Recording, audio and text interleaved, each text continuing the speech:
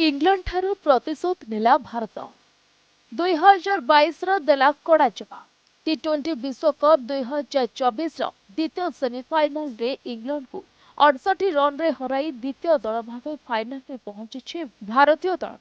जून 29 तारीख शनिवार फाइनाल मुकाबला रे दक्षिण आफ्रिका को भेटिबो भारत। रोहित शर्मा और सूर्यकुमार यादव को दमदार बैटिंग पर अक्षर पटेल और कुलदीप यादव को घातक बोलिंग बल भारत इंग्लैंड को धूଳି चटाई। ଏହା ସହିତ 10 ବର୍ଷ ପରେ ଭାରତ ଫାଇନାଲରେ ପହଞ୍ଚିଛି। ଦଳ ଶେଷ ଥର 2014ରେ ଫାଇନାଲରେ ପ୍ରବେଶ କରିଥିଲେ ମଧ୍ୟ ଶ୍ରୀଲଙ୍କା ହାତରୁ ପରାଜିତ ହୋଇଥିଲା। ତେବେ ବର୍ଷା ବାଧାପ୍ରାପ୍ତ ଦ୍ୱିତୀୟ ସେମିରେ ଭାରତ ଦ୍ୱାରା ଧାର୍ଯ୍ୟ 172 ରନ୍ର ବିଜୟ ଲକ୍ଷ୍ୟକୁ ପିଛା କରି ଇଂଲଣ୍ଡ 16.4 ଓଭରରେ 103 ରନ୍ରେ ଅଲଆଉଟ୍ ହୋଇଯାଇଛି।